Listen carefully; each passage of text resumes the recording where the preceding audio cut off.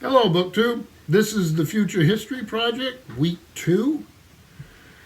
I'm a little late with this. I'm not late with reading, but I am with filming. It's been busy and a little hectic around here. And you also notice that I'm doing what I don't normally do. I'm actually inside the living room filming. I usually film out on my little room off the porch. But it was minus 9 degrees Fahrenheit this morning when I woke up. And that's not including the wind chill factor. Last few days we've gotten as low as minus 45. So it's been pretty cold. I know there's a lot of unsettled weather all over the country. But that's just part of living here. The ski resorts love it. So nice, pretty day. I mean, it's bright blue skies. And we did run around a little bit today. But like I said, I've been really busy. But the nice thing about the Future History Project right now is that we're doing short stories. So I'm able to get to those. So the reading's not a hassle. It's the video schedule can be a bit rough. But so I'm just going to talk to you a little bit. I'm doing this. Sean D. Standfast is the creator of this, and he's doing a brilliant job. He has to sort of adjust on the fly. As he researches and does this, he's reading biographies, autobiographies, all sorts of stuff, and this is going to be a long project. But for to ease us all into it, and because of the chronologies and stuff, he creates a reading list for us, and you can get it from him if you want to join in as a host or whatever. But he's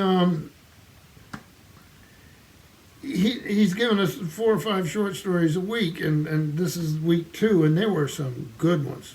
Some really, really ones I enjoyed, and they're starting to vary a little bit. So I thought I'd talk about those. Scott at Bookish Bryant's is doing them. He's been doing videos, doing a great job. I love listening to him, and so I'm going to do my bit here. They are short stories. So the first one is True Love, and it's about a computer programmer, and he likes to bend the rules a little bit. And we're talking about the beginnings of AI in a lot of ways. What causes a computer from being just a glorified adding machine, seeing the world in ones and zeros, which is what they do, to almost an artificial intelligence type of thing where they start to pass whatever that boundary is that makes a difference between intelligence and a big old calculator. And sometimes this gets hyped nowadays, but Asimov was exploring what would happen if it does occur. So in this one, we get the hint that the programmer is a young man. I think my cat just walked by over there. Or a middle-aged man or whatever, and he's looking for a girlfriend, and he's socially awkward even if he's a brilliant programmer, and he enlists the aid of the computer, and he's not supposed to, and it does seem like he's done things in the past he shouldn't have done. So all sorts of strange things happen, but in the process of looking at potential matches for this rather odd character, the computer is learning. It is learning different psychologies, different human profiles, different things about the programmer himself, and at each level this is changing. So we see that the program itself is changing and it's adapting. So let's just say things don't turn out well for the programmer, and at the end of it, you get the feeling that the computer is probably going to get, or the intelligence that is the computer itself is probably going to get a rude awakening. But it's a wonderful story. Not a great story, but a wonderful story. So it's fun. So that was True Love, and then after that, so see, I'm reading them in this, The Complete Robot. I've been able to do that for a couple weeks. We'll switch around a little bit later. The next one was Robbie, which is a very famous story. Very, very, very famous. Has an interesting history. If you want to know about that, you can watch Sean D. Standfast. He's going to do a little more history of these things than I do. I'm going to do a little more impression of what I'm reading at the time. He does that too.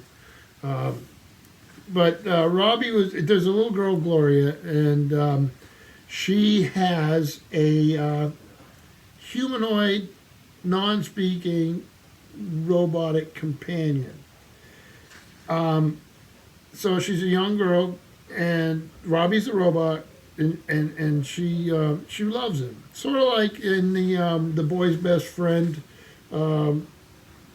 Jimmy, with his dog that we read in week 1.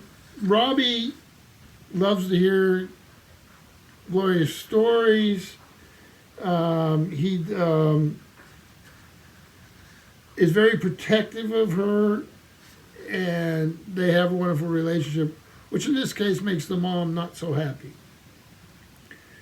And we go through a series of events that leads to the mother's insistence on Robbie being sent away. They sort of lie to the little girl about what happened. The father's not too happy, but he's a bit intimidated by his wife. And they end up going, I think it's to New York, and eventually the father sort of engineered a little meeting where Robbie shows up, and things do not go well. It's a heartwarming story. I wonder what my cat's doing over there. That's funny. I never seen. Oh, he's leaning around the corner watching my wife work on something. That's funny. So another story that I really, really enjoyed. So then we moved on, and then wait a minute, let me make sure I get this in the right order. Oh yeah, Robot AL-76 goes astray, and I think you're supposed to pronounce the robot and call him Al. And Al, it seems to be at a time where robots are not very welcome on Earth. He's programmed to do some, it seems to me like some mining or construction operations on the moon. And no one knows why, but he goes missing with a shipment of other robots that are supposed to work on the moon. And he ends up being on Earth. We have a little run-in with a guy who has a little shack out in the woods that he uses sort of as a hangout spot. And he seems to have a thing for working on old small appliances and that sort of stuff. And he does it to get away from his wife and have his own little area. And the robot shows up. Everybody's terrified of robots, and adventures ensue. And the robot's very creative, and because it doesn't know where it is, it's in the wrong spot. It's designed to be, you see sort of a theme here with a few of these stories. The robot's designed to be somewhere else. In this case, the moon. And it's got a task, and it's going to do the task. And it ends up creating this marvelous Rube Goldberg type contraption that nobody can believe. But at the last minute, something happens so that the robots brought back into the fold, but the wonderful engineering feat is lost. So really, really stronger story.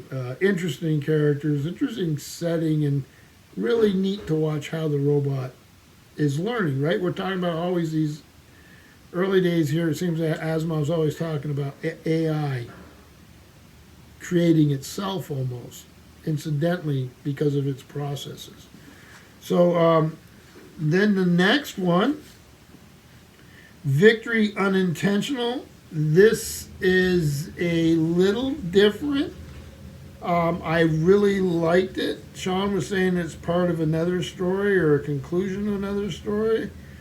We're going from Jupiter, a group of 3 robots, squat to the ground things, and a spaceship are specially designed and sent out from Ganymede because there's been a 20-plus year interaction between inhabitants on Jupiter, which is a very hostile planet. And then the humans on Ganymede. And again, This time it's a series of misunderstandings. Every time the creatures from Jupiter have a superiority complex, and they're just going to wipe out humans like vermin once they can figure out to get off their planet. And there's just tens of millions of them. It's just unbelievable numbers of them, and they are scientifically advanced in some ways. Well, the robots go down. They're trying to figure out as much information they can, trying to avoid war, even if it's just through information, and a series of events. So the robots get hit by every kind of weapon that these creatures can throw, but the robots are designed for a very hostile planet, so nothing's really affecting them. And then they go visit the city after the Jovians realize that this isn't working, and they're always about losing face. And then we have an adventure where one of the robots accidentally kills a sea monster in an ammonia sea or lake. Each set of these incidents are a little bit of the Jovians trying to prove their superiority and the robots being impervious in such a way that unintentionally they're sending another message to the Jovians, right? And all ends well. So it's pretty humorous, but actually a really good story of world building, because there's a lot of details in here that are fun. The description of the planet, the description of the Jovians and their technology and their intentions, and how the misunderstandings, not only by the Jovians but by the robots, leads to a conclusion that neither side could foresee, which is often the case, right? So that's pretty good. And then the last one here, I thought myself was one of the stronger stories. They're all pretty strong this time around, but this one I really liked. Not sure how it fits into the timeline yet. I think Sean said something like that he had some questions about that. Maybe I'm wrong, but I think he said that. Two brothers in a world in the future, after some big catastrophes messed up things on Earth a bit. One works in, I think they call it hominology, study of humans, and he's working with autism. And another brother is a computer guy, working on this big project to try to send a robot to Mercury, because a robot's going to be able to stand the environment. And they're having trouble with this. How do you get a robot with the signal and all that to act in some sort of manner where you can collect information and not the time lag's not really going to kill you so bad? And they've run into all sorts of problems. And one of the problems that happens when they finally decide to bring in the one brother who studies human brains and autism is that him and his brother were born from a mother and father that were the same. So after the catastrophe, it seems like the nuclear family's gone. You would never really have brothers and sisters who had both the same parents, because nobody stays with each other. And it sort of seems odd to everybody in the society. And they look so much alike that it causes a little bit of banter back and forth with those around them. It causes great stress, especially to the younger brother. And it's interesting how he works through that, how they work on the robot. But again, it's sort of this theme where, like Al had to have, he set his perfect world's the moon because he's programmed for that. Well, in this case, the Mercury robot, the enjoyment is when he's in the environment working where he's supposed to be. So you sort of got a little theme going there. And it, fantastic story. So, yeah, I really like this one. So, yeah, these stories have been really, really good. I know we're going to switch things up here a little bit. Sean D. Standfast in his channel keeps a running list of where we're going next. Like I say, for me, this incredibly busy, meetings every night, regular work days, family stuff, and the stories are short enough so you can still get to the stories. Now, maybe videoing takes a little bit of timing and effort, but the stories can fit into your day, and they really stick with you. There's some I've enjoyed them all, but some are better than others. Obviously, I like the characters. I can feel the 1950s ethos in some of them, and that's fine with me because I'm old. Doesn't matter to me. But I mean, every story is going to date a little bit. The world's moving mighty fast, but this stuff is. Scott at the Bookish Bride said how important these kind of thoughts are. This kind of mental exercise, and I think he's exactly right. So you can see some of the things that Asimov is dealing with are what we're dealing with more and more. So we'll have to see how it goes, but thus far it has been a fantastic project. So like I say, that's week 2 of the Future History Project, Isaac Asimov's Future History. So thank you, BookTube.